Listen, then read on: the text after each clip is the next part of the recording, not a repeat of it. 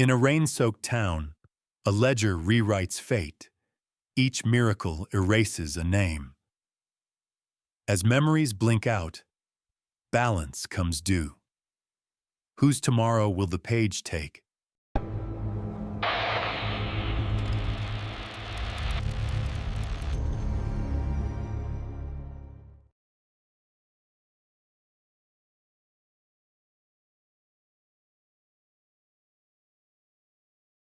Evelyn Hale knew rain as an occupation. It settled into the seams of her coat and echoed in the slow, patient work she did among the dead. That Wednesday, something else arrived with the donation box. A leather ledger, damp at the edges and soft as a confession, slipped beneath serviettes like contraband. She opened it the way she opened corpses, careful and curious. On the first page, in a hand that was equal parts command and plea, someone had written, "Write the fate you wish. Balance will be taken." The letters felt warmer than paper had any right to be. She tested it like a scientist with a secret. A sparrow hit the curb outside and, on impulse, she wrote, "Sparrow, Brinewick, no harm come." It stirred, shook, and flew. Later, Mrs. Cianci swore she'd only ever had pigeons. Emboldened, Evelyn scribbled another line to steady Mrs. Laney's trembling morning, "Coffee hole." The widow's cup never slipped. Triumph tasted of hot sugar, but the world adjusted in ways that made her throat tighten. A staff photograph on her mirror blurred where Mrs. Laney had stood, a soft absence like breath on glass.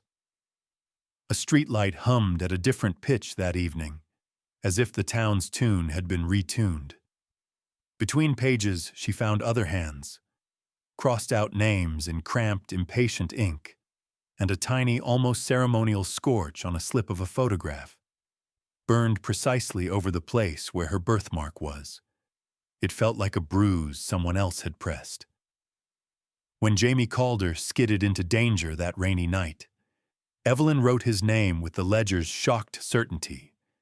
Jamie Calder. Survive hit and run. The truck slid. The boy lived. The town lit candles and brought casseroles, and for a while she stood necessary and luminous. Then, late, she found a faded missing person flyer plastered to a pole, an unfamiliar face and, quietly, a date of birth that matched Jamie's. The ledger had kept its balance. The bill had come due in a stranger's life. Evelyn folded the flyer into her coat and listened to the rain, which had always watched her choices like a jury. Emboldened, Evelyn grew bolder. She wrote disease into retreat. Helen Brooke woke one morning with lab reports rewritten as if a gentler fate had always been scheduled, and stopped a stove from erupting into flame by changing the dog's restless step that would have knocked over the pan. She inked a woman back from drowning, watching as a tide of lungs and coughing returned to shore. Each alteration felt like a small, sacred theft. The world tipped, then righted itself around her decision. But balance, the ledger had warned, was not sentimental. After each salvation, a vacancy opened elsewhere. Names peeled away from family albums like varnish. A teacher's portrait on the school mural lost an outline until only absence remained. Municipal registers slid under her fingernails like wet paper. Evelyn spent nights with the ledger splayed across the kitchen table, the lamp making the ink gleam. She lined ledger entries beside town records and discovered the cruel symmetry. Every life she spared matched an earlier line, crossed through in a hand that grew terrifyingly like her own. In the margins, someone had annotated, with dry clinical neatness, "Replacement. One received." The consequences were stranger than death. The woman rescued from the swell could no longer remember the sound of rain. A woman saved from fire found her tongue dull, soups anonymous on her palate.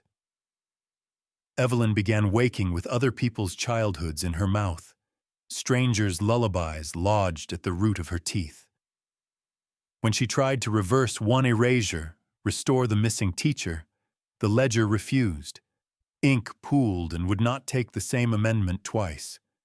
Missing posters multiplied on telephone poles. Mr. Lang, who had brought her casseroles and cheap fixes, was one morning simply gone from recollection. In a thin, private fold of the book, she found a photograph, a neonato in an isolette, its original name scraped away, and, in steadier script, E. Hale. Her stomach fell out of her.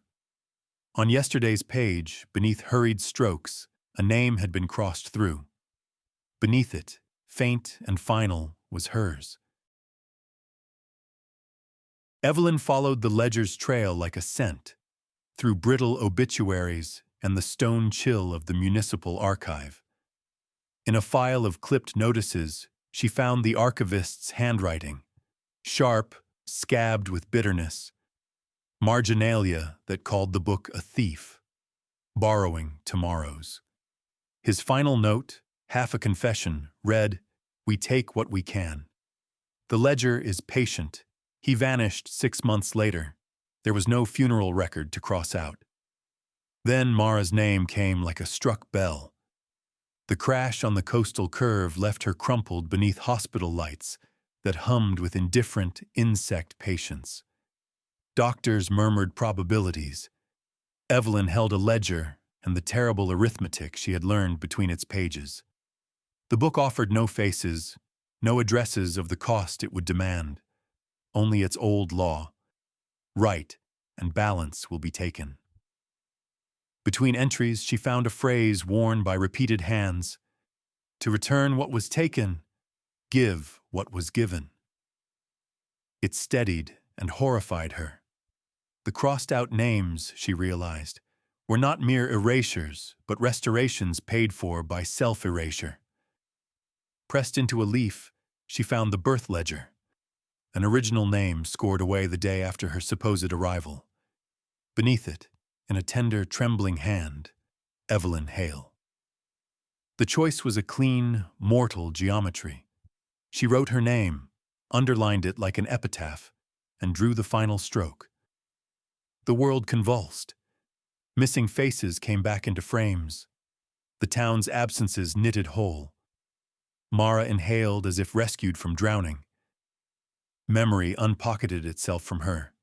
Other childhoods peeling, edges curling, and then there was nothing. The ledger shut like a mouth. Weeks later, in the market's sun, a boy named Theo found a leather book in a crate. He opened it and, on the first scored line, his small finger traced the name that had just been given away. Evelyn Hale.